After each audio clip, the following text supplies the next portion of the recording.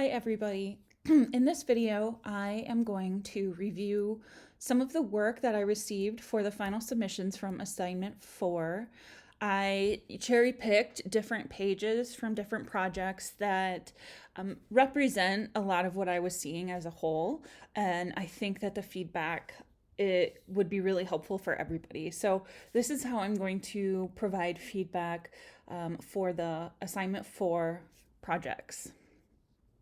And also, I think that this video, and I will export a PDF of this video as a document, and I think it will be a helpful resource in the future as well. So, getting into it, each section is just arranged by the page from the assignment. So the cover pages, the ones that I've selected here in the upper left-hand corner, you can see that there's some considered alignment happening. So these little arrows around all 4 sides are the same size, and I, just copied and pasted to test how much of the same each side was, and they come up fairly decent, including the ones between each section here. One thing I did notice, and the text is really nicely aligned here, the key design communication techniques could be also aligned on the same axis, like the project description is. And I made, small arrows here to test the margins between the text and the boxes. And so that's what you're seeing here. So those don't quite align. And ultimately here, what I'm recommending by this line here is to think about the justification of your text on both sides. So when we write documents, in Word, you have the option to do a full justification where the left side and the right side create a single line. Not that you have to do that, but if you could keep some consistency along this axis to prevent, a line that's really long and then a line that's really short, that will be graphically better. Not that this is wrong. I'm just going through and providing tips for the masses.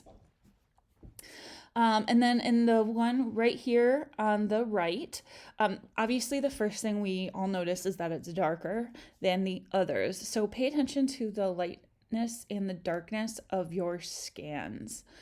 And I used that alignment technique here. So what I'm seeing here now is that the titles are fairly centered to the body of text, which also works. So, if you're going to do that, make sure that it is centered really well. You can see that this design communication goes all the way over to the end. And you might see that I also added a table of contents here in terms of the title. So we see table of contents on the document there. However, it's really light, and it actually is the same, line weight and size as the sheet number and sheet titles that are listed, which when it comes to the project description and design communication techniques, they have their own headings that stand out. So I thought the table of contents could also improve from having its own headings that stands out. Granted, the table of contents is in a box, and that is nice. And then I also just wanted to draw attention to the lettering. There are portions of the lettering that are not completely aligned. You can see just by, this says program and design concept, but by the end you get to concept, there's a lot of space between that bottom area where program begins. So always make sure that the top of your letter and the bottom of your letter are aligned and consistent to the rest of the letters, at least in that row. I also wanted to add that this is a slightly different composition than the one shown for, going over the assignment. And that's totally fine. That was up to your discretion. I did that to ease a little bit of the weight of needing to think about that from you guys. But this is still done really well in how the page is balanced. So creating this column of project description and design communication techniques, and then balancing it by centering the table of contents here, and even putting it in its own box works really well. I didn't measure the space in between, where the text is justified in the borders, but it doesn't look too far off. So relatively, the spacing between objects on the page is consistent to the naked eye. And then in the bottom left one, so I received a lot of projects that did not have title blocks or even a name with them, and they weren't submitted with a name in the file either. So, I have to trace back where those documents came from. And I just wanted to point that out because this happened quite a few times where there's just a title block region with nothing in it. So I'm not really sure what happened there, if there was some miscommunication or if there was anything that made it seem like you didn't have to put a title block in here. And then on this one, so because this is the floor plan redraw or redesign, and the intention was to incorporate design communication techniques from the designers you've been researching. This one does that really well right off the bat on the first page with these green background lines, and the method that they are shaded. You can see they're shaded by line weights and not, coloring in. That is definitely a style of the designer, and this color correlates with the designer as well. So I just wanted to put this in here to show that there are methods and ways to, already be integrating some of your designer techniques in the work, even when you're not, quote unquote, working with design drawings. Here's another page of cover pages. So if you were to take, you know what, I'm going to try it here. If we zoomed out, which one of these pages, and I'm not saying it's only these pages, these are an example, is the easiest to see? It is the one in the upper left-hand corner because it has a really strong graphic quality to it and graphic consistency. So even in the scan, most of the line weights scanned in at the same intensity. And the contrast between the white and darkness is done really well, whether that's a result of the scan or a result of the handwork and the lettering. And so think about the graphic presence and legibility of your works. I know if you're in 1500, this naturally became a consideration when making your design boards, when you realized when you went to photograph them that you could no longer read the text. And so that was definitely a lesson in that project as well. So you want to think about people being able to read your text. You have to choose based on what you're doing, since this is the design package, but the pages are still fairly big. And so you want to be able to have your text legible from a few feet away. So if you think about it being on a table and then there's multiple people standing around looking at it, so they're going to be a few feet from where their eyeballs are to the document. And it really helps if they don't have to put their face closer to be able to read it. And then this one, so the angle that this project came in at makes it difficult to read in some instances, specifically when it comes to the text and understanding the accuracy of the design drawings themselves. So I just wanted to call this to attention to make sure that you are scanning your documents as flat on as possible, and you're not, also scanning the void because you've stood at an angle to do it.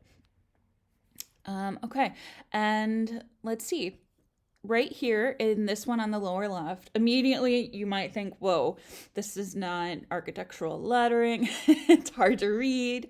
Yes, those are true. However, this is the student's designer's handwriting.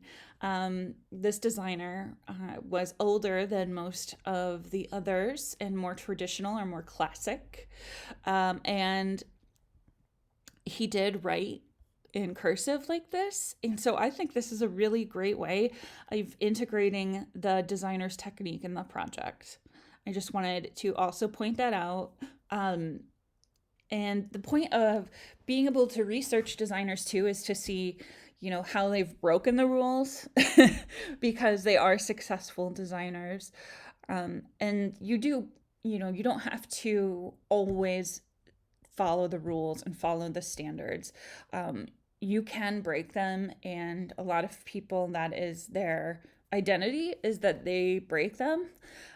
So I hope that you notice that. And I think probably everybody's designer broke some rules at some point, which is really great to learn about. And then on this bottom right one, again, all the color and format connects to the designer's style. So I could tell that right off the bat. And we will actually see a few more drawings from this project. And you'll notice because they have these colors and really strong emphasis on these colors. So moving on to the pre-design pages, in the upper left-hand corner, I'm noticing that most of the program requirements that we're supposed to have been considered are missing. So definitely keep working on developing the program. I also noticed that the bubbles, one says idea 1 and one says idea 2, but there are no ideas included. The page does have a nice composition, and the bubble diagrams are nice. They're a good size in contrast to the the text bodies. Although I think when, if the program allowed for the full requirements, the text would get smaller to accommodate that, and that is fine. My one suggestion to improve these bubble diagrams is to make the text a little darker so it's easier to read, especially in the bubbles when you're writing over color. So even in the text body themselves, it's slightly light. I would just take it one step darker and then maybe 1 or 2 steps darker in the bubble diagrams. And then on the right-hand side, this is just a reminder to don't forget to add spacing between letters and words. So the goal of design drawings and any of these pages is to communicate your ideas. And so you want to make that as an easy possible translation from your mind to the paper to the mind of your viewer. And so this is why we write in architectural lettering for the most part, is because it is consistent and it is really easy to read when done correctly. And so these, even though this is a nice weight of darkness that everything is written in, it is really hard to read because everything is fairly small and it's really, really tight, especially in the program. And I understand it can feel daunting to fit everything on the page, but I think that you would have had room on this page.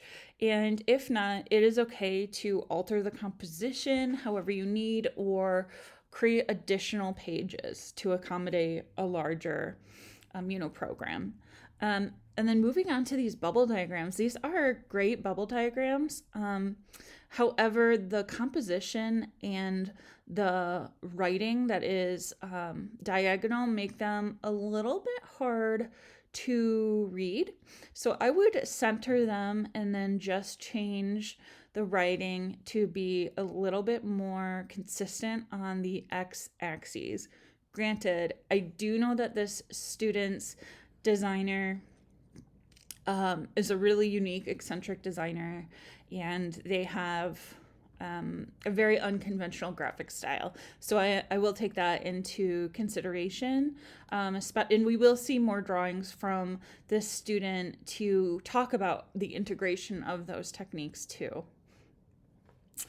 And then the lower left-hand corner, so this is a really great page. The bubbles are a little small, that's okay. Just making them a slightly bigger next time around would be great. The writing is a little light, and it could be a result of the scan, or it could just be writing too lightly. So think about how your work scans. How does pencil scan for you? How does pen scan for you? Different pencils, different pens. Start thinking about that. And you will be doing a lot more of this next semester in Design Communication 2. You'll have Mary Beth, and that is a class that's primarily focused on sketching by hand. And you have an extensive material list for that in the Hue camera, because the communication and the graphic quality is critical in that class. So you will definitely want to keep practicing and get down the best methods that work for you to get things to communicate your designs the best digitally.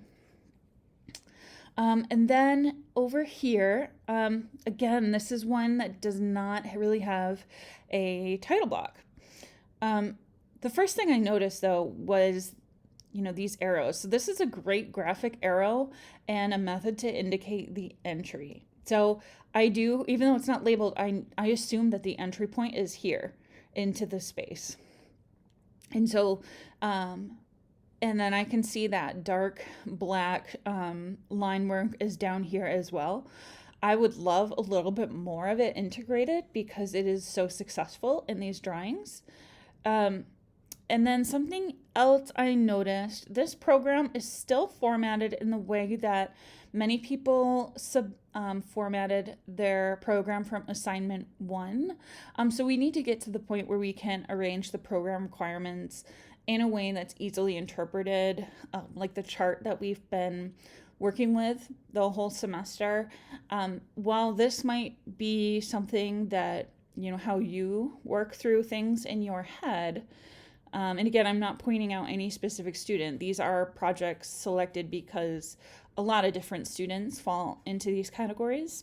So it's just an example. You will want, the program is to communicate what the requirements are to someone else. And so by separating them, you can easily find what you need when you're designing too. So if we look over on the left-hand side, automatically we go to the work section. We have the square footage, a list of furniture, and the lighting needs for that space. So it is possible to isolate that specific space and analyze all of the program requirements just for that space. So it's a really great way of communicating what's required, but also helping you check your work and making sure that you are fulfilling all the program requirements.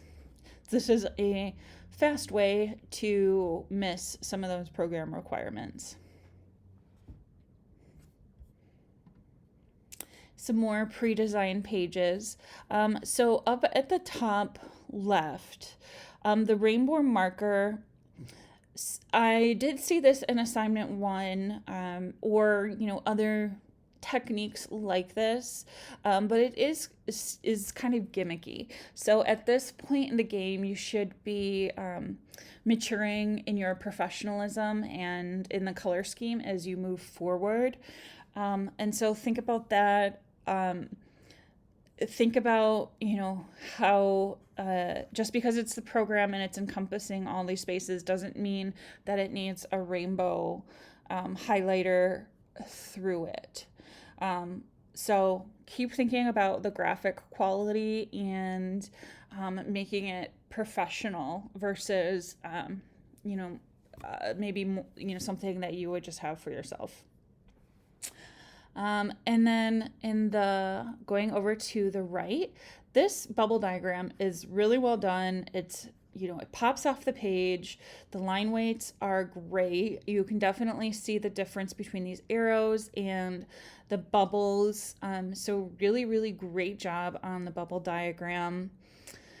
One thing that I noticed, and I put some dashed lines here, is that the writing becomes very quickly slanted. And I do note that it is difficult to hand letter at this size and scale. So there's no harm in using guidelines if you need to. Or after you do a few lines, put a straight edge up to it and make sure that you are still staying straight, because once you get one row off and then you follow that row that's above it, and it just keeps going. And then always put the page number in the lower right hand corner. So I can see it right here, but it should be larger in the right hand corner. And so also on pages where there is a lot of writing and a lot of text, like this one and the one before it, you make sure that the lettering quality is of high quality, because that's really what is on the page, especially if you're only doing one bubble diagram and having more text. In the bottom left, you might not be able to see it, but there are little arrows connecting these bubbles. So immediately when you think, when you compare, these arrows to these, which are really light, you kind of want these to maybe be larger and have the arrows more legible, or, a heavier line weight. And then right here, I see that the space names are highlighted with their color that they're assigned in the bubble diagrams. It makes it a little hard to read the space names because the colors are dark. So up close, you can see it okay, but I would maybe think about a different way to indicate what colors mean. And so in the next bubble diagram, we do have a different method. So this person just wrote the lettering in that color. So that's one way. If you're tight on space and you just don't have room for a legend. So, maybe try that next time and see how it works for you. Or maybe try thinking about the program chart in general and how could you use color through the chart to give that same effect. And then in these bubble diagrams, I added these black arrows. So think of ways you can tell a story through your diagrams. So could an arrow indicate how you'd move throughout the space based on your arrangement and ideas? So you could take the arrangement of these bubbles and the idea here and, tell a story. So we'll say that the story starts where you're getting your work supplies together, you're going into storage to get more supplies, and then you bounce from work area to work area back to the supplies. And so this is how you'd move throughout the space. If you were to put paint on your feet and at the end of the day, check to see, where those footprints are coming, you might see a pattern like this. And I'm just assuming this, obviously, for an example. And then you would compare it to another method down here. So work supplies is here. We'll start here. We go through storage, a work area, and the work areas are separated. So you'd go more through the social area, and then to get back, you'd go through work supplies and then, maybe exit or, whatever. So think about storytelling. You don't necessarily need to say that that's what you're doing. It is implied when you own it, with just like a big arrow and it's curvy as well. So you could separate that in meaning that the curvy lines are more circulation based, where you might move. And then if you were to incorporate straight lines or, dotted lines, those would be straight and a little bit more rigid. So you would be able to tell the difference between those two. And so on this page, the first thing I'm seeing in the upper right hand corner is this grayed out area. So I don't know if this is a scanning glitch or a shadow or something that showed up from behind the paper when scanning. So just be aware that this can happen. Or maybe this is a smudge on the paper. I don't really know. It's happening in very specific areas. So it is hard to tell, but it is having a similar graphic emphasis on the page as the bubble diagrams themselves. So I just wanted to bring that to light and make sure to, after you scan something, look in your cam scanner or however you scanned it and check and even, take a few scans so you have some more options. I also noticed up here you can see that the text for idea 1 is curved around this line, which is really interesting. And so I would recommend carrying this through to this side as well, and really owning it, because this is possible to do this. So make it as if it were a design element on the page and not just the result of the fact that you had a tight space to write the text. And then in the bottom one here, the text in the concept statement is a little too spaced out to be easily read. So there's a lot of space between the letters themselves and then between the words. So I would just tighten those up slightly. And in the bubble diagrams themselves, try to create a focal point through graphic or a hierarchy, because right now all of the bubble diagram components are reading the same.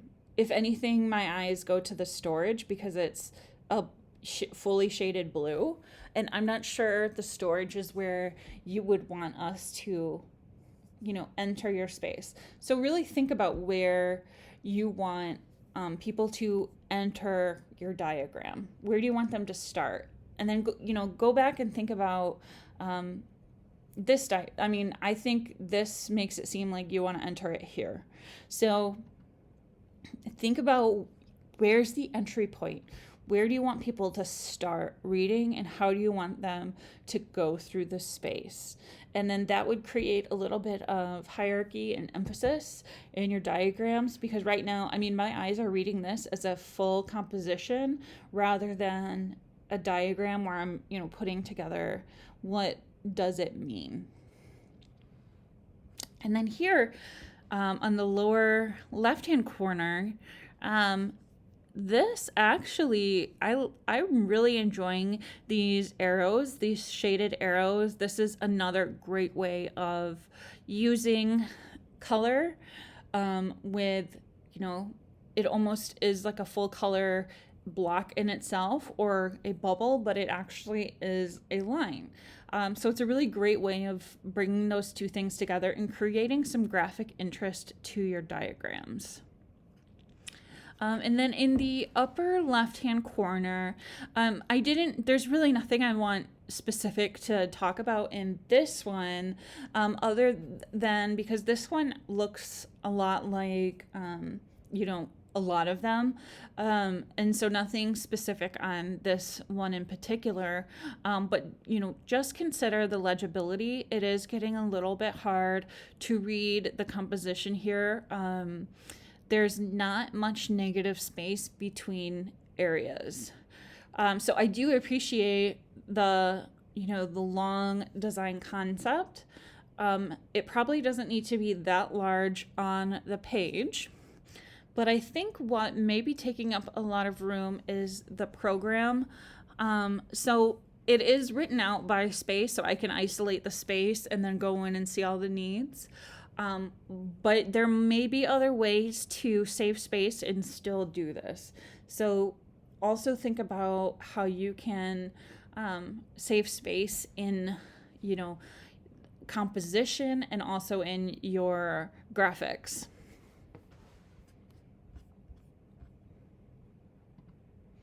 some other pre-designed pages.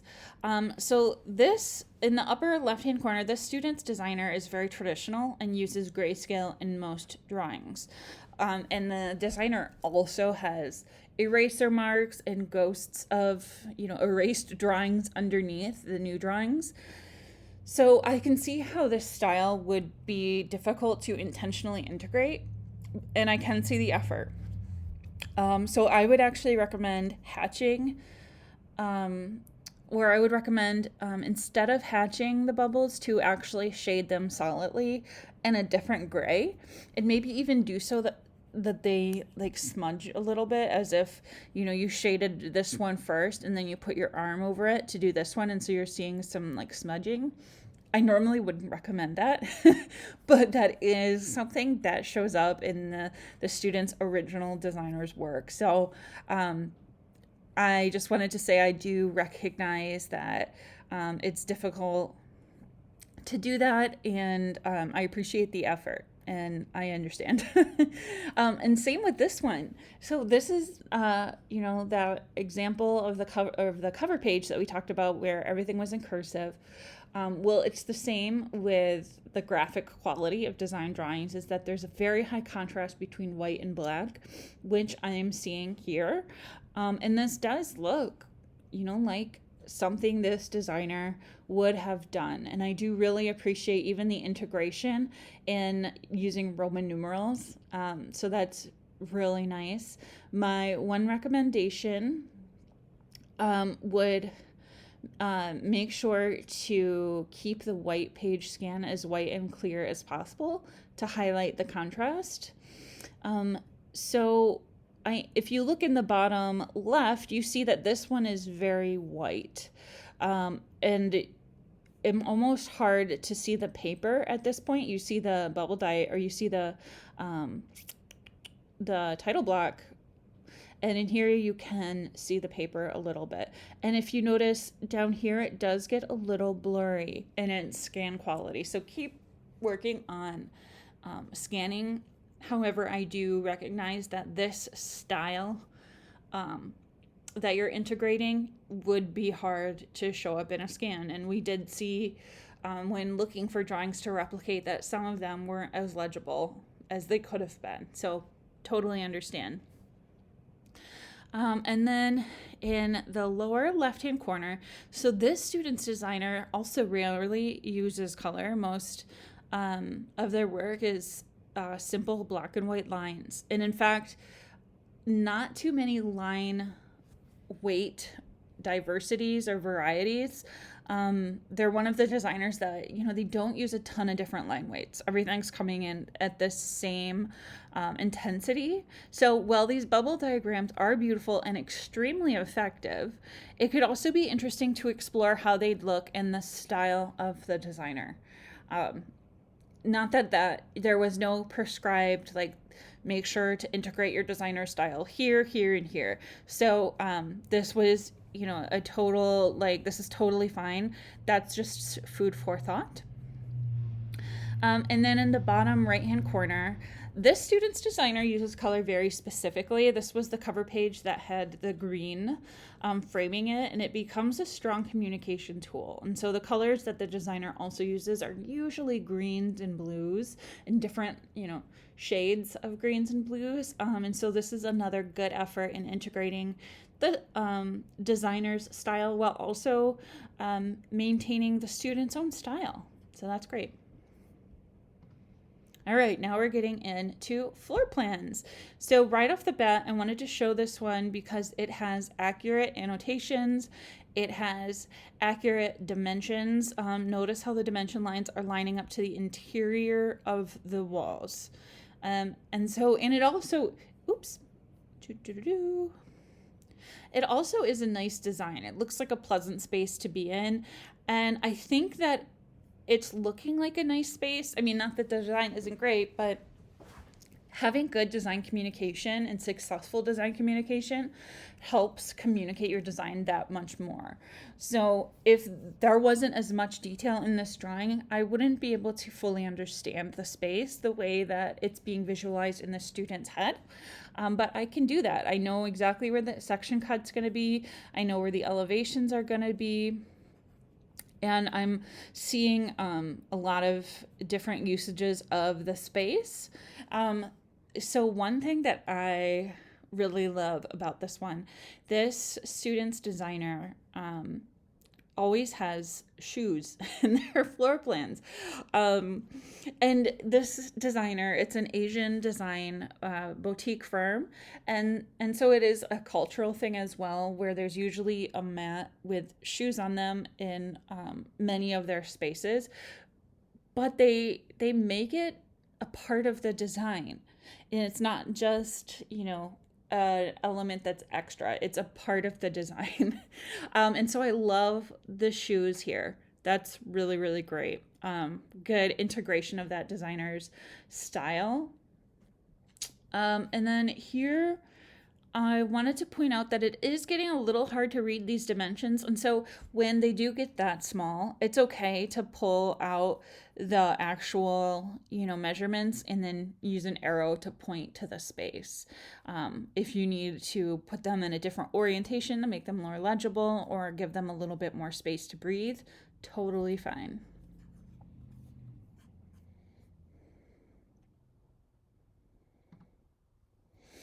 Okay, so obviously this one has a terrific graphic quality, and the student's designer uses a lot of highly concentrated and saturated colors. So I commend the creativity in both the design and the design communication. And I really appreciate the risk taking in the design.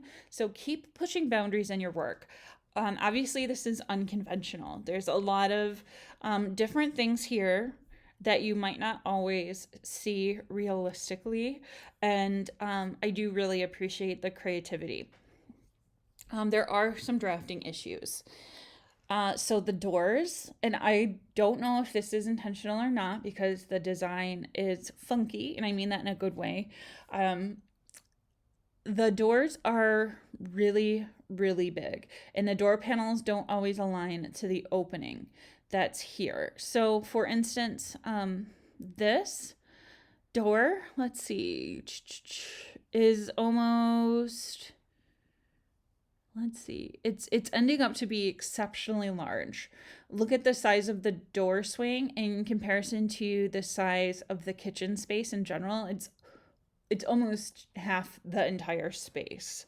And it's larger than this it's almost the size of the sofa.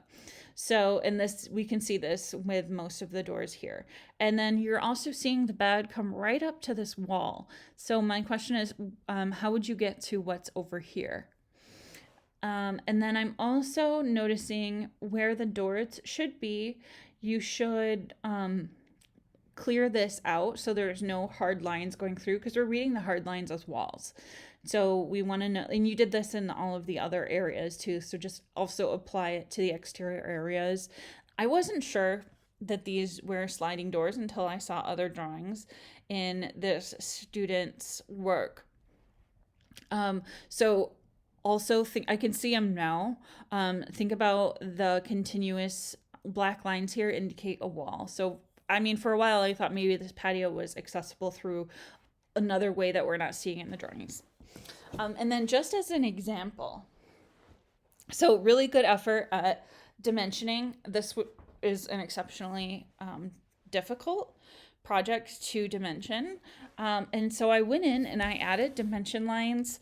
So if you were going to officially dimension this all the way, you would want to do it using these red dimension lines. So I left the 17 feet 4 inches and the 11 feet 1 inch there because those are correct. And I would say you just want to, your first dimension will be your overall. And then the second one for the patio area would be the center of the window to the center of the window, because it does look like this patio is centered to this wall. And we're seeing a window here, and we're seeing a window here. So this dimension could almost go right to the center. You're seeing it go all the way down right to here and then to here. And so this would be those 3 dimensions, from the center of the windows to the wall, and then center to window to center to window. And then the third hierarchy of dimensions would be separating the edges of the patio.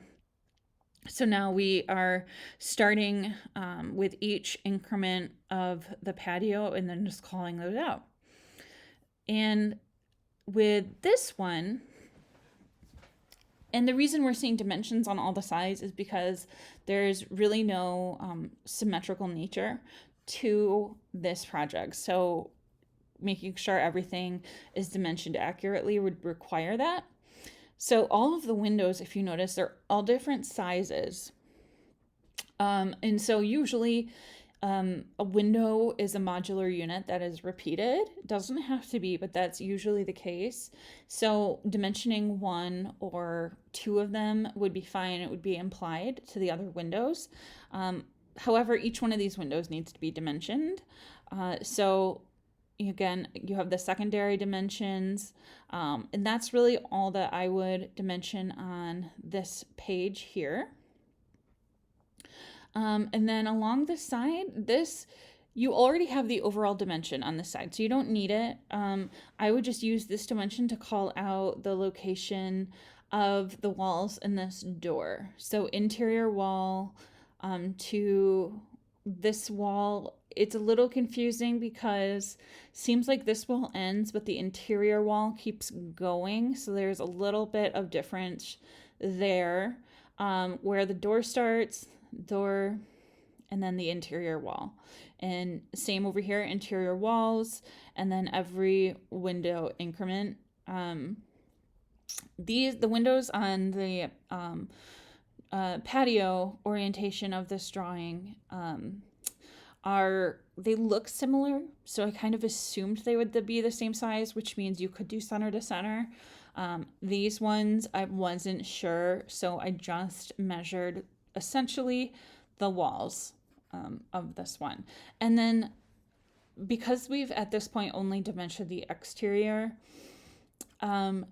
we would need to do one in the interior, and you would just draw a line straight through the middle and call out each increment that it happens. So then when we're looking at it, we can orientate ourselves to the space.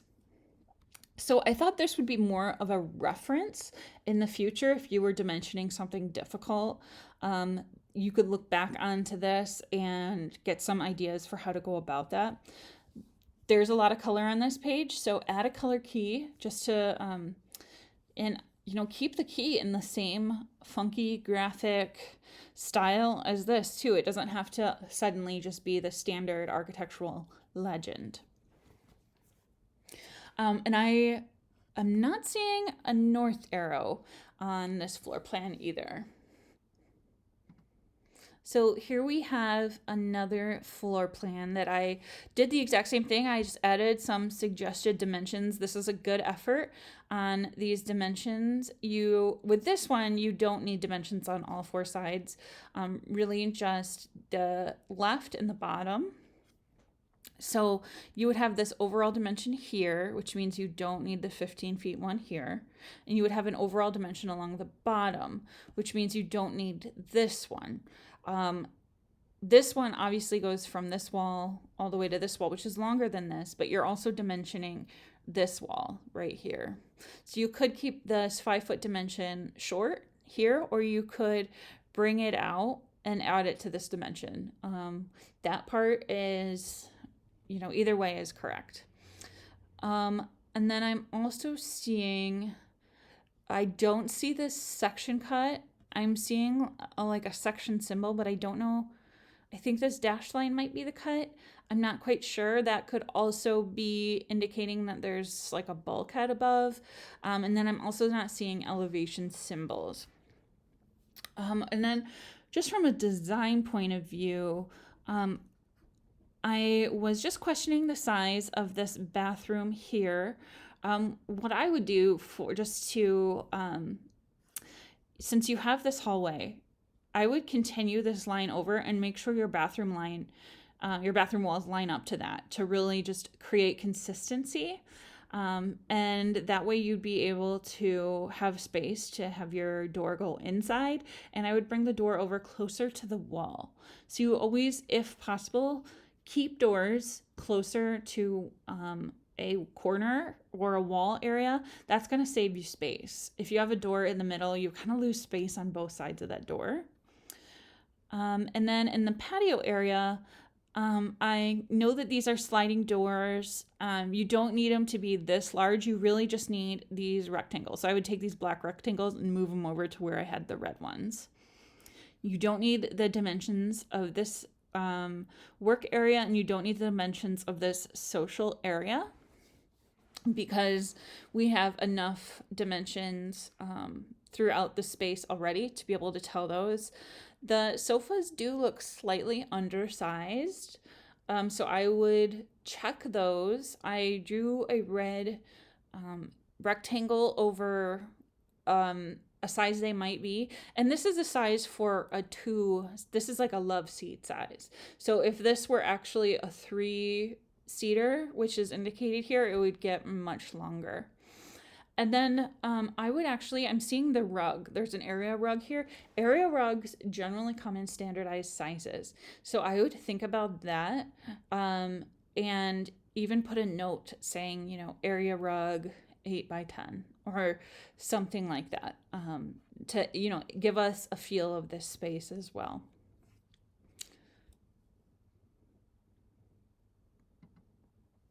Okay, so this one you don't see a lot of markups because I wasn't really quite sure where to start. So you can see at the top of this one it says A4 and then over here it says A1. It's because the one in the right hand corner was this student's assignment 1. And it almost looks like there's been a regression to assignment 4. So I'm a little concerned about that. I'm looking for evidence of progression of drafting skills. And so assignment 4 should really show significantly more skill and knowledge at this point. So make sure that everything you turn in showcases evidence of your learning, which is required to earnestly pass the course. And it doesn't look like there's been any design effort put into this floor plan. So this assignment was a redesign assignment. So there was a design element to it.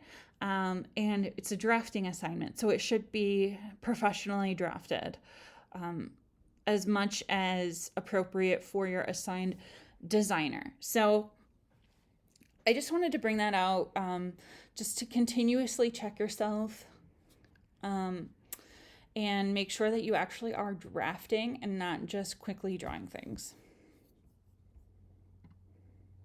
All right, so here, the first thing I noticed was that it says north with an arrow at the bottom. With this floor plan, I think you can rotate it and just have north up, which would be preferable, not really because of the floor plan, but because north going up is, the first place people's minds go. So that would help there. I also noticed this stairway. So these are wonderful stairs. We didn't talk too much about stairs, especially ones that you would see like this. And so really, really great. I can tell that this required research and done really well. I'm also seeing 2 elevation symbols that are the same. Or wait, one says 201 and one says 102. And then this is a 201.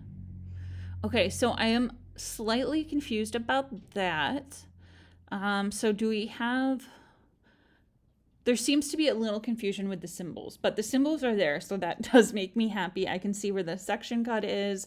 I can see this detail symbol here, and then 3 elevation symbols, which would easily be figured out by looking at what the elevations are. There are some scale issues. So if you look at the size of the living room and this, a size of somebody sitting down, and then look at the size of the toilet. So I think this bathroom might be undersized. If it could be a little bigger, then you could, make the toilet larger, and I think the sink is really small as well. So I would think about that. And it might mean, if you are stuck to this square footage, it might mean thinking about a shower that has a toilet integrated into it, or maybe just a standing shower stall to provide a little bit more space. Because bathrooms are this small. I mean, this is 6 feet right here, so I could assume that this is 7 or 8 feet right here. Or this is actually 17 feet right here, and this is half of it. So I would just think about that. And this is definitely a design challenge. I do appreciate the material call outs and the notations. And then I am reading this sofa as a sofa, and the tables as tables, and the desk as a desk. So I don't think there's need to label those. Those are done in a way that we know what those are. The beanbag would be an example of something that may want a symbol, because I wouldn't, if this didn't have a label, I'm not sure I would know what that is. So yeah, that's all I have to say about that one. Let's see. And then here are 2 others. They're fairly similar in their graphic quality, in terms of like the walls are really coming out nicely. Again, no title block on this project. And I am seeing something strange with the scale. It says 1 inch equals 1.5 feet. So that's a little bit confusing. Not really sure what's going on there, especially since there are no written in dimensions here. So the dimension lines are really nice. Just make sure that you are still including those dimensions. But I am seeing the symbols, which is great, and the plan is relatively simple and easy to understand. I added a red line here because door panels have a little bit of a thickness, and the original one was just a single line.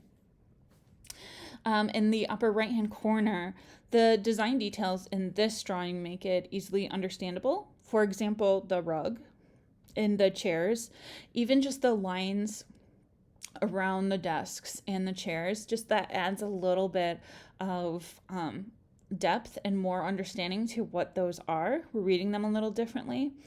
I would keep working on the poche. I can see that it looks like you may have started and then stopped and then started and stopped. So instead of doing multiple little lines, just try to keep it one consistent line. I know it can be difficult, so if you need to do it in segments, think about how much you're pressing your marker down on the paper when you do that, so that it can stay consistent. I'm also seeing two section cuts here, one looking in both directions. Either way, the symbols are too small to read. So if this happens, I can see that there's a little bit of room, that's outside of the title block, but you can bring those out. Otherwise, I would have switched the tails and put the tails here and the symbols over here, where they would just be out on their own. And then this is also another one what I would recommend flipping, so north is up, because I know some drawings you can't do that because of their size. Like this one might be a little bit too long on the north side, but I think this one may work like that.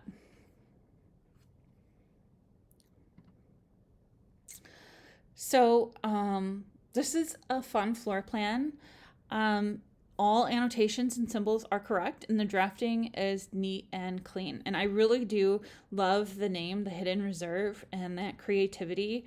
North arrow, big yes. This is a great way. North arrows are a great way to integrate your designer style. I am noticing that this wall of lines, which I read as just a wall of windows, those are actually called curtain walls, just officially, and they do still have window frames and mullions. So you will want to show where those occur. And it looks like you had maybe one of them, but those are when you read a floor plan that has a large, wall of windows, and you see these little increments. That's essentially where you're seeing the frame elements of the windows, which naturally occur. You don't always notice them when you look at them, but they're there. And so you want to show those.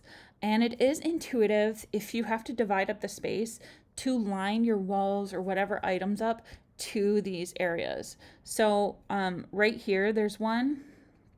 You could easily line up this divider to this, and that would reinforce the sleeping niche. And so I'm reading this line as maybe one of those screen dividers. And so those have a thickness. So I added a few that have a little thickness, and also just for realistic purposes, arrange it in an organic way that it might end up in real life, because you're going to go move them around, and they're not always going to be this perfect orientation. So they generally also have 3 to 4 panels that are about 1 feet to 2 feet wide. I mean, you can get these in any size, but that's kind of standard. So I added a 2-foot wide panel for a visual to help illustrate the intention of the space. And because you can align these, however you want, I just kind of pushed it in a little bit more to reinforce the sleeping niche. Which brings me to my other point, is just add the space names. I made these up. I just put these in here. I don't think adding these names is going to take away from the cleanliness of the floor plan. And then one thing, I did have a question down here between the door and this cabinet. What is this? I'm reading it as a fan, like a ceiling fan.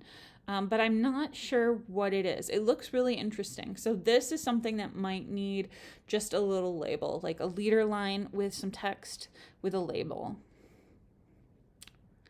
But other than that, this floor plan came out really, really well.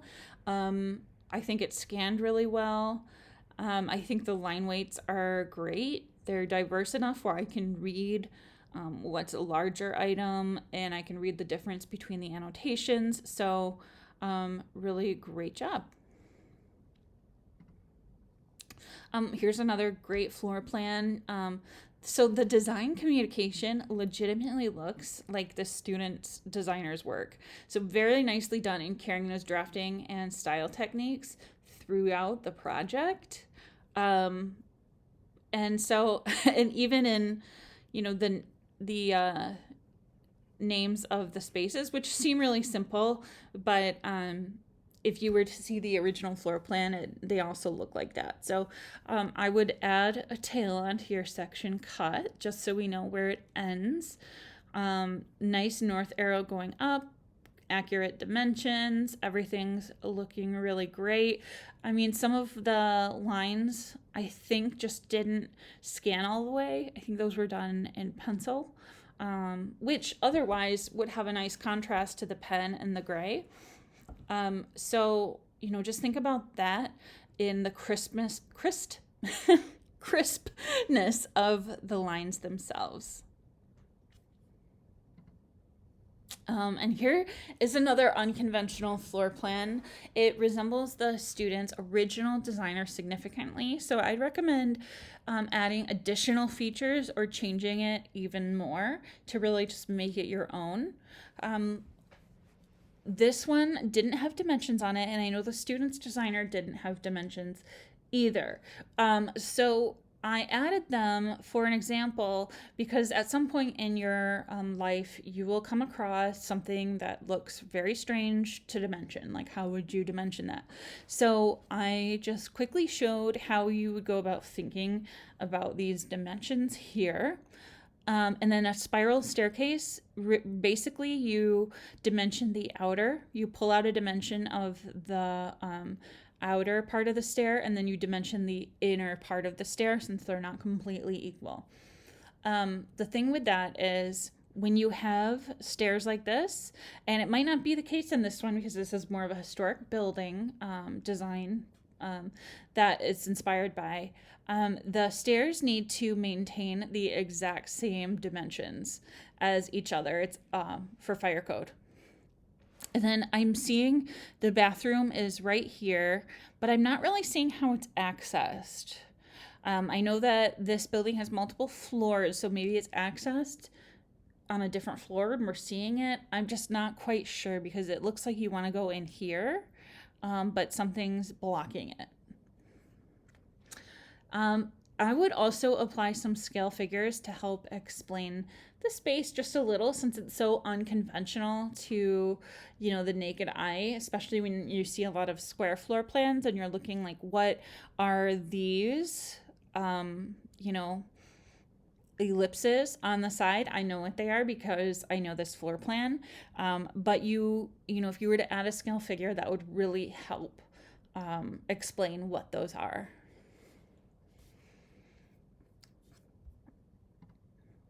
And then I think this is the last of the floor plans, and I wanted to show this, and I did receive a lot of floor plans that are really, really great, but I wanted to show this because I think that this student has shown the most progression in the class from the beginning to now, and this floor plan is really beautiful and it's really well designed.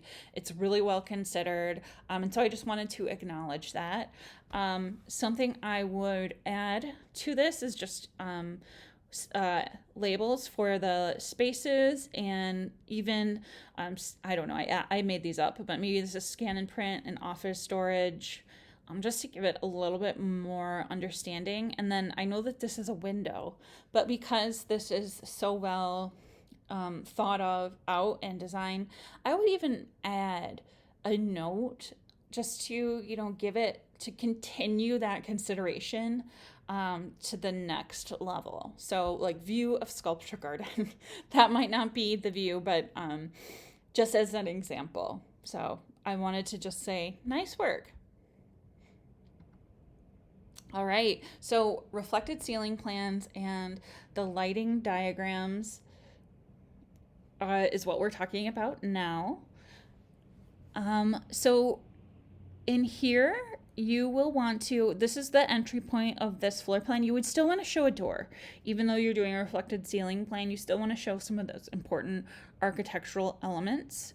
And then in this right here, I can see a drop here, and these we can see 9 feet right here and then 8 feet right here. So we are seeing those changes. We're seeing this would obviously be the 9 feet, and then it drops here, and you could assume that this is the 8 feet. I would make this either a solid white or a solid color to really reinforce that that's a drop in the ceiling. But otherwise, really great job here. And so here we are. You're seeing right here is circled. Ceiling height, it says 7 feet 9. There's no inches, so I don't really know. It just says 7 feet and then a 9. If that's 7 feet 9 inches, that's still pretty short for a ceiling, which I understand that might be the existing ceiling. I can guarantee if it's the existing ceiling, you're not in a new building because that's not the code. But because this is a redesign project, you have the ability to integrate your preferred height versus what you're measuring in the existing space. So it almost seems like when you get into this space right here, which I think is a closet, the ceiling height goes to 8 feet 4 inches. And so it's almost like these should be switched. So closets, because they're smaller and they're not occupied, really they're a storage space, they can have a lower ceiling height. So that 7 feet 9, if this is a ceiling fan, that's going to cut someone's head off. It's going to be that low. So that would be something you'd want to consider.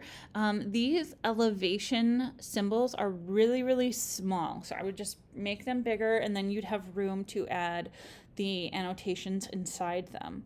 But nice job adding the heights. You don't need to write ceiling height. You could write just AFF. So it would be this symbol, 8 feet, and then 4. Make sure you're adding inches so we know what that is. 8 feet, 4 inches, AFF. And then since this was meant to be an orthographic projection page, so this section diagram was requested in the same scale as the reflected ceiling plan so that it could be drawn right underneath it, and it would reflect a section of what you're looking at in plan.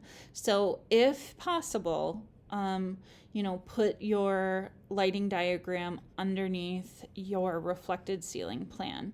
And I also drew some red dashed lines just to test the straightness of these lines, because this plan looked a little, there's more room up here than down here. So definitely always make sure your lines are plumb, unless it's intentional to do that. And then the text that's coming in for the light features is a little blurry and hard to read, and I think that's a scanning issue.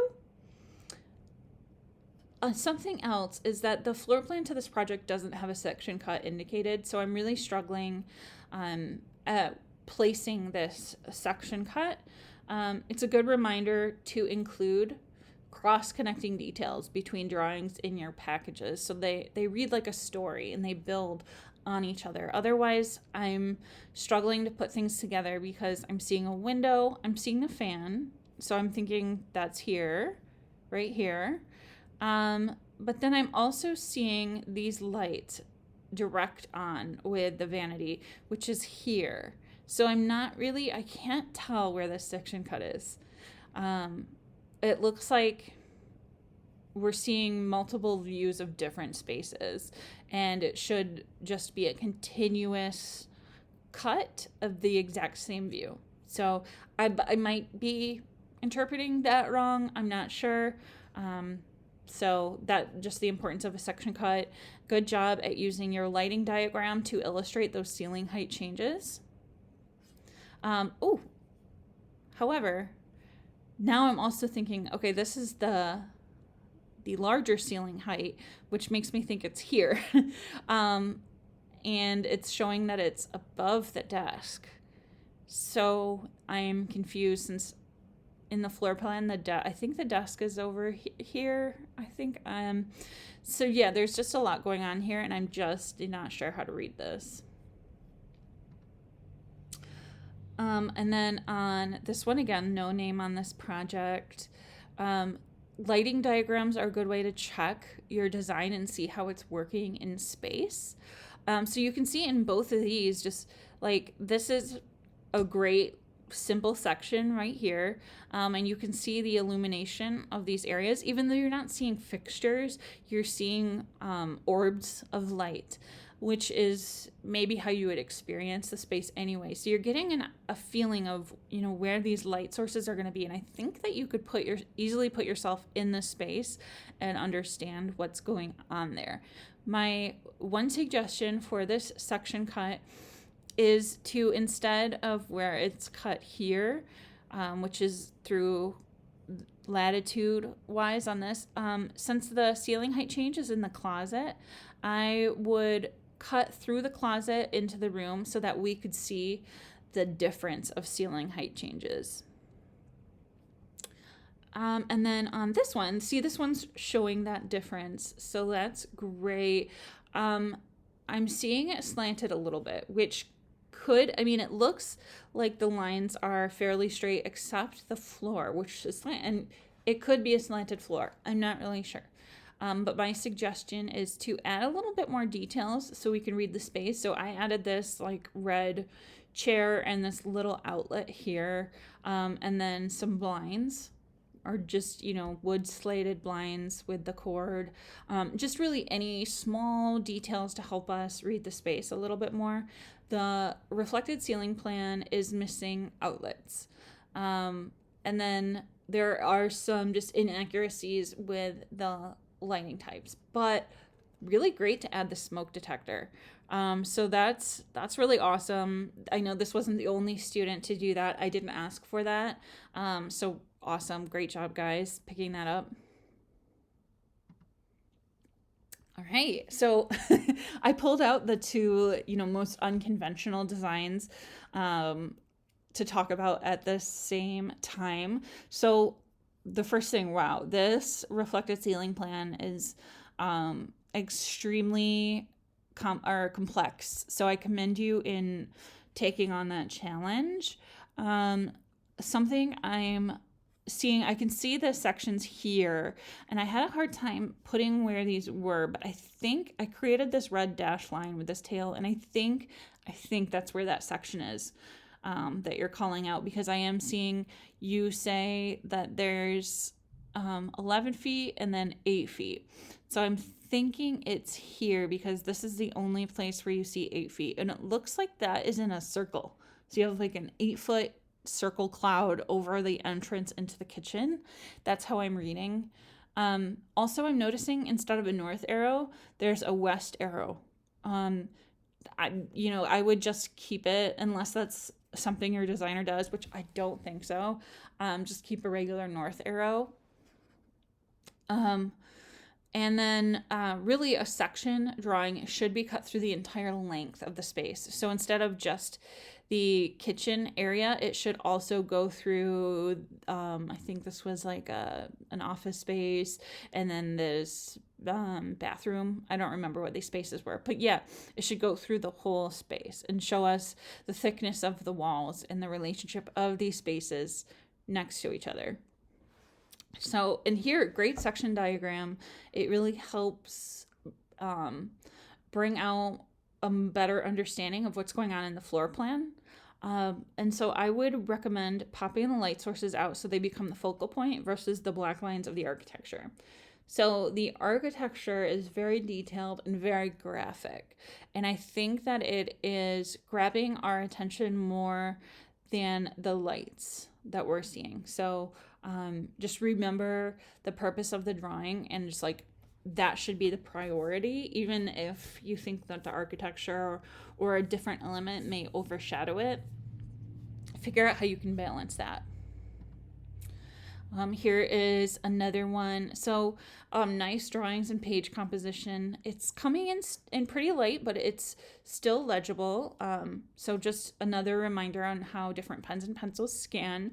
Great lettering job. So I'm seeing that this ceiling was sloped. So what I did is I filled it in. So generally, even if you're seeing a sloped ceiling, above the ceiling, it's still going to be flat because there might be a floor above it.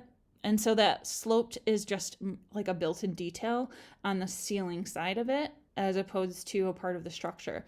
Granted, this might be a top floor or a single story, and this slope may be the expression of the architecture of the building. Not quite sure. So clarifying that could be helpful. And then make sure to show all furniture and lighting in this diagram. So I noticed that you have a desk lamp. So I added the desk of where it is, shows up in the floor plan, and I just added this ellipse to represent that task light on the desk. And then I also added the frame that we were talking about in a previous slide. I'm seeing that the section is being cut through the door. So I would include the door in that section cut and then have dashed lines to represent the door swing of it. And then in this plan, there was a seating area here, and then there was a bed with the dividing screen. So this is what that dividing screen would look like relatively in an elevation or a section view. And then I added the bed in a very, very light line weight to show that it's ghosted back in space.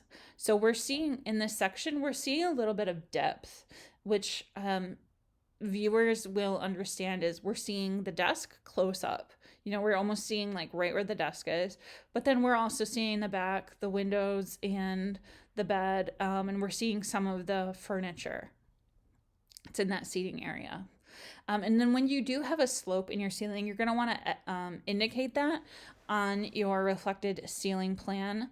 And I made up this slope, but you will want to indicate the slope. So I just, you know, for example's sake, called it a 15-degree slope. And so you're going to want to add an elevation symbol. So instead of these, I just put red circles. Those would want to be elevation symbols, because if there's a slope, that means on the edges, they're going to be taller, and then the center is going to be the lowest mark. So if you can indicate what those edges are, and then what the center value is, and then give us the slope, that would help us understand where everything is. Here is another reflected ceiling plan in the upper, you know, and this is kind of happening throughout all of it. I checked it across straight lines with these dashed lines. You're seeing that the floor plan is not completely straight on the page, or that the title block isn't straight, or something is off about this. But I had a really hard time understanding the section cut, and I think many students interpret sections this way, which is really fascinating to me, because it's a more difficult way of understanding them. But it looks like, you know, this is the chandelier. Yeah, and there's not a section cut symbol, so I'm, you know, making this assumption. This is the chandelier that's right here. We're seeing two large lights here, so I'm thinking those are those. And then we're seeing, you know, a line of lights here, which looks like is right here. We're seeing a desk lamp, and I know that there's a desk with a lamp over here, and then this light is in this space. So we're seeing multiple section cuts in one, essentially. So just like in the last one, we showed the things that were in the foreground as a darker line weight, and then like the ghosted items in a lighter line weight. So that would apply to this as well. So you would show the location at 8 feet of where this light is. And then in the background, you would show a ghost desk with that light on it, as opposed to just putting it above it. And I think that I'm reading that correctly. So I could be wrong, but there's no section cut, and so it leaves it open to interpretation. And then it's also missing the required light sources, or, you know, labeling of them, at least. And then use guidelines if writing in a straight line is still difficult. There's nothing wrong with using guidelines to ensure high quality of work. Okay, and on this one, so I immediately noticed that this symbol right here, it says a ceiling mounted fan with integral lights. So I don't know, the fan might not have panels, but I added them generally because in the in the section down here, it is showing some of those panels here. So I just added those for consistency. And in the section, we're also seeing some windows. So I added this bright red block, which there should be a window shown here. These are almost lined up great. It just, the section just needs to go over a little bit more, and then it would be perfectly lined up.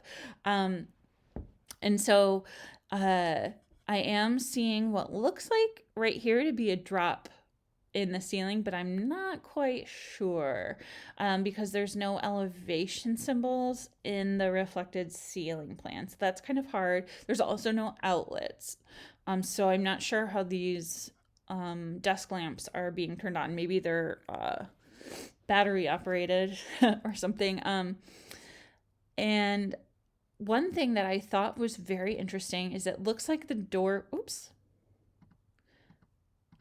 it looks like the door frame is indicated, in which case the section is cut like right through the wall.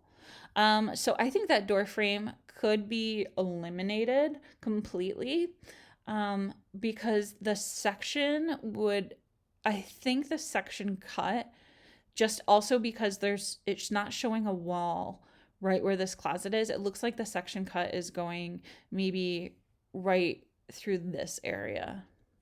So I would just eliminate that door frame completely, even though it looks cool. Yeah.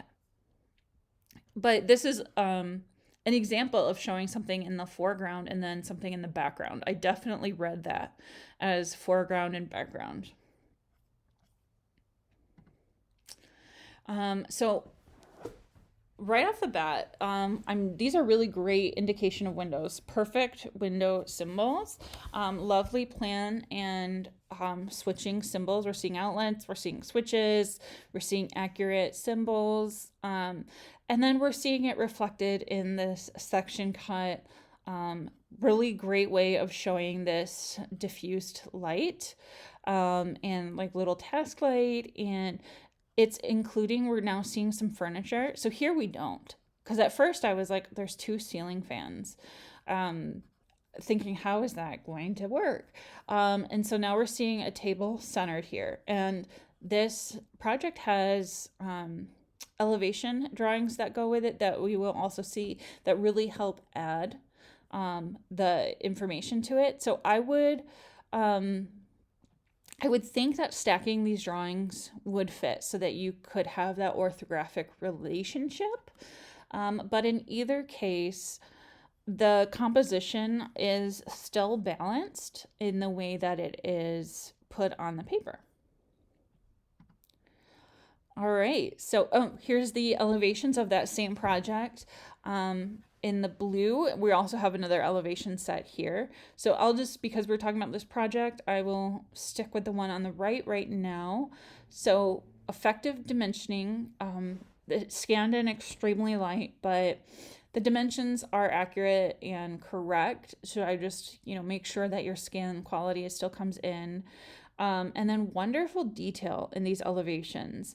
Elevations are where you can really elaborate on the details that make the design. So we're seeing the back of this desk chair, which is really beautiful. We're seeing a vase on this table. We're seeing like the red pedestal table. We're seeing the front of this cabinet. And then in the elevation above it, we're seeing the side of this cabinet. And we're seeing, just a little bit of this desk chair here. And so I'm really putting together the space of this. We're seeing these windows, and up here we're actually seeing those fans again. And so now I can actually really understand how this design is put together. And we're seeing the backs of these chairs. Down here we saw the sides of them. So it's a really nice correlation of drawings here.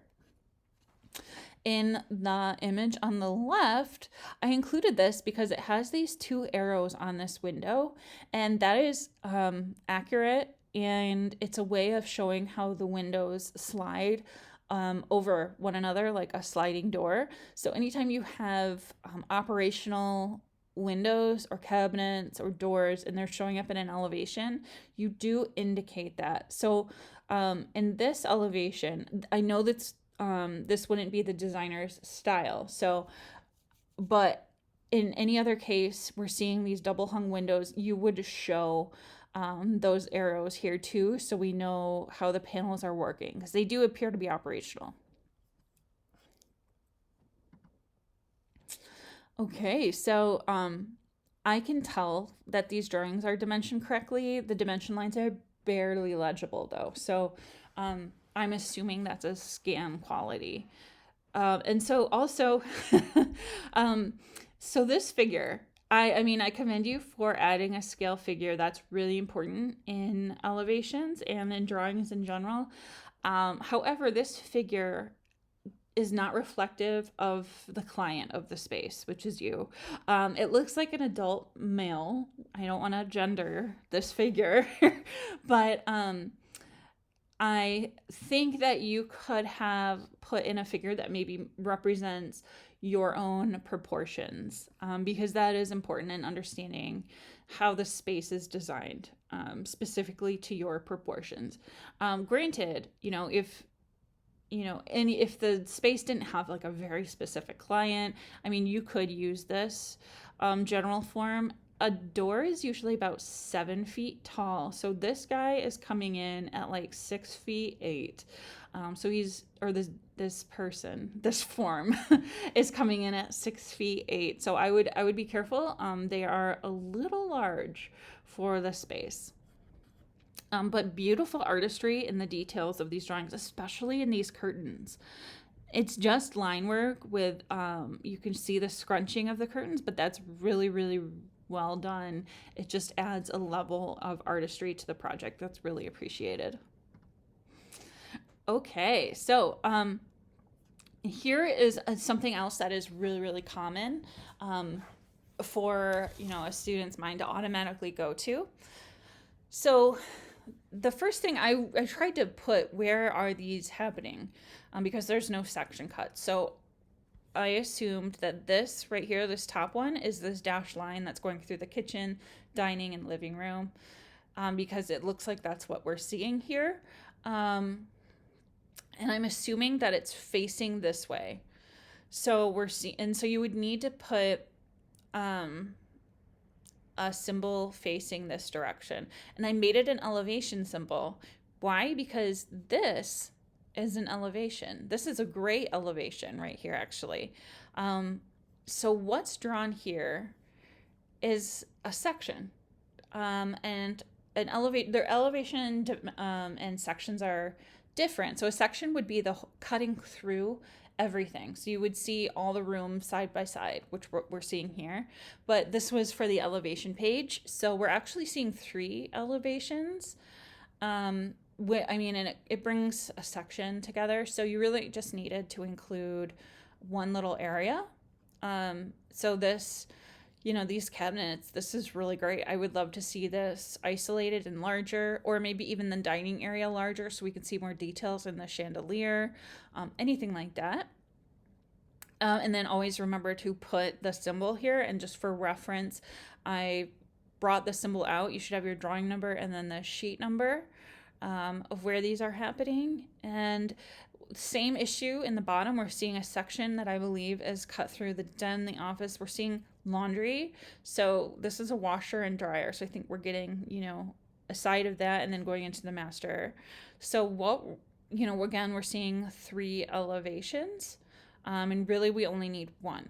But if this was a section, there are walls that you're cutting through, so you'd want to show the thickness of those walls in your drawing if this were a section. So just note that. And then in the upper right hand corner, this compass so there's a difference between a compass and a north arrow. This is a compass, so unless your designer used a compass as their north arrow, I would just eliminate the other directions and just keep the north arrow part. Okay, and then I put these 3 on the page because these are all just common student errors. None of them are like anything crazy, but it does happen a lot. So this will be a good reference. In the upper right-hand corner, we're seeing depth. So if this is, a loft, we're seeing the bed being brought back. We're seeing the sofa being brought back. We're seeing the depth. So it should be flat. So I just drew some red lines over like where the couch would be. You would just see the front of it. You would see the front of the arms. You would see a flat front of the back. You could still add details like pillows or a throw, but those would all be shown as flat as well. And then I just made those changes here. So I could tell that there was depth and dimension brought into the legs. You would just see the front of the first leg, the front of the desk, and only the front of these shelves. You wouldn't see the depth of it. And so you would also see a thickness of this shelf going across, and it's probably thicker than the ones going vertically, but you would want to indicate that thickness as well. in the bottom right. So I included the floor plan so we can all understand what's going on here. So we're seeing that this elevation goes all the way across, and then all of a sudden it slants down.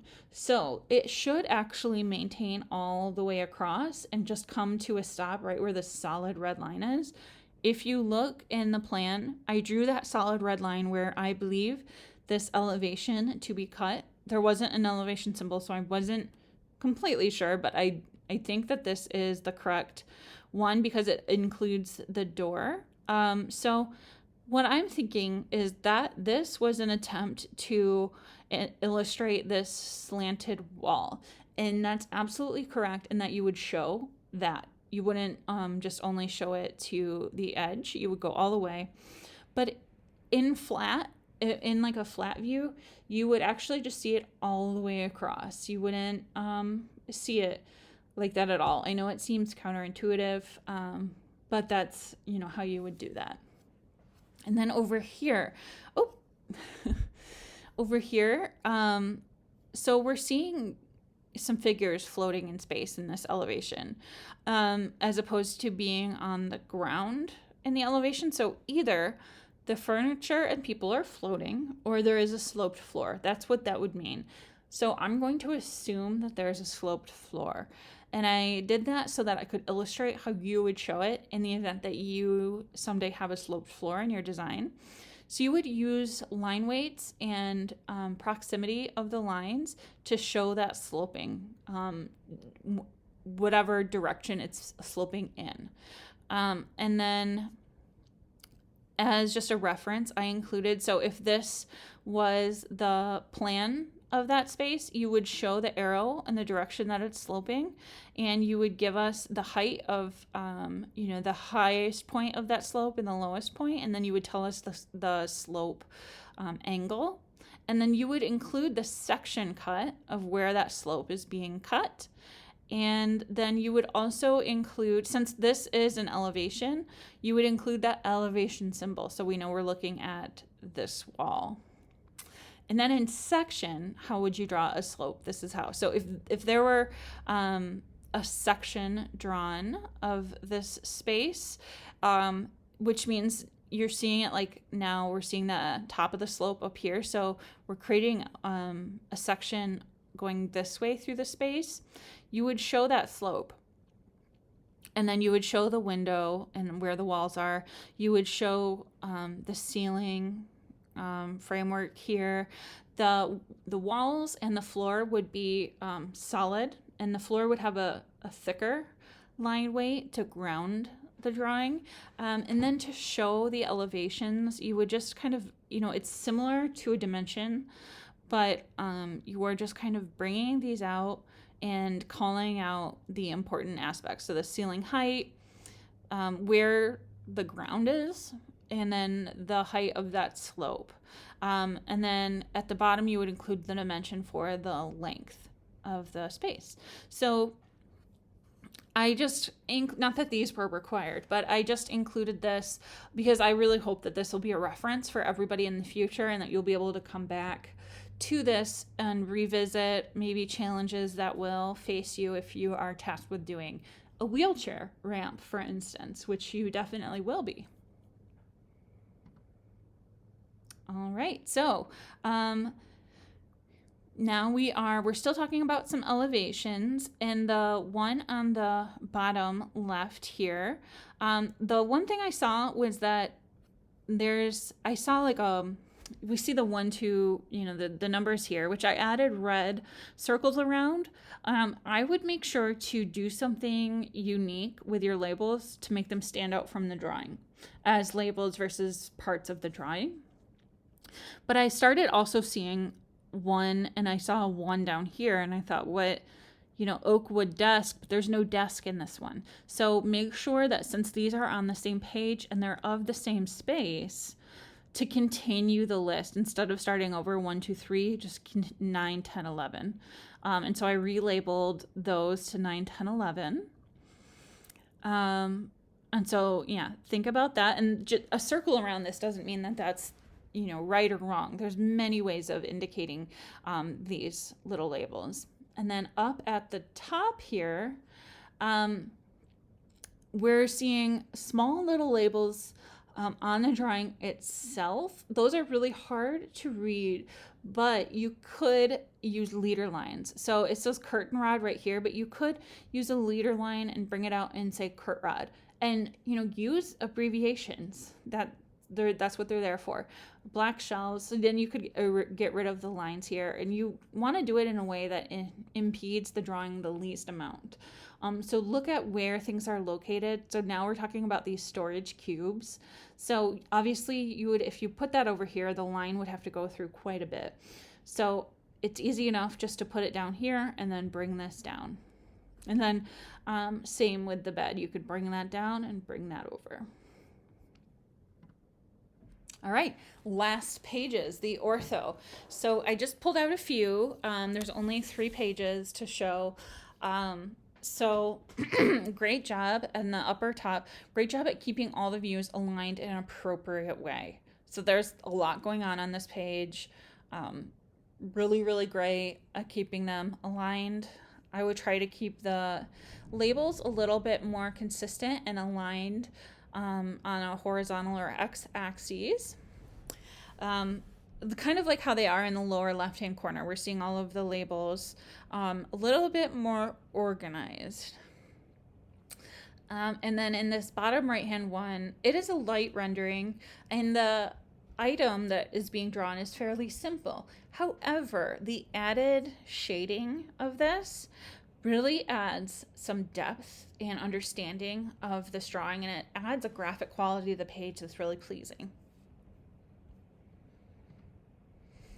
And then here we're seeing, so these are both terrific drawings in terms of orthographic and orthographic composition and the ISO view. And so I just wanted to bring these to attention. Really great way. These are, I know we really studied chairs. Chairs and seating are really hard, but we did not study like bookshelves and cases at all. So I just wanted to bring these out to show. Great job. And here's the last slide. This is also a good ortho. The red really brings personality to it, and I think I read leather couch cushions. So I think we can all picture the leather, and it's possible that this is an older leather couch and it has some fading, and this actually represents the condition of the couch, and it gives it a lot of personality, and I'm reading it that way. My only critiques is that this is showing depth, and it really should just be showing the elevation view. So I would just get rid of that seat. Sometimes these perspectives are shown, like an elevational perspective, but for the sake of this orthographic project, we're just showing the elevation view. And then this is a really great side view. However, it should line up with the top. So this says 34 inches here, and this also says 34 inches. If you lined these up, so the feet all lined up and the top all lined up, you would only need one line to say 34 inches. And you wouldn't need this diagonal measurement to say 34 inches on this side because it says it here. So that's, I want to keep reinforcing how orthographic projections really work. It's the logic of understanding what you're drawing and how to read it. So those are the critiques on this, but overall, good drawing itself. And that concludes a review of assignment 4.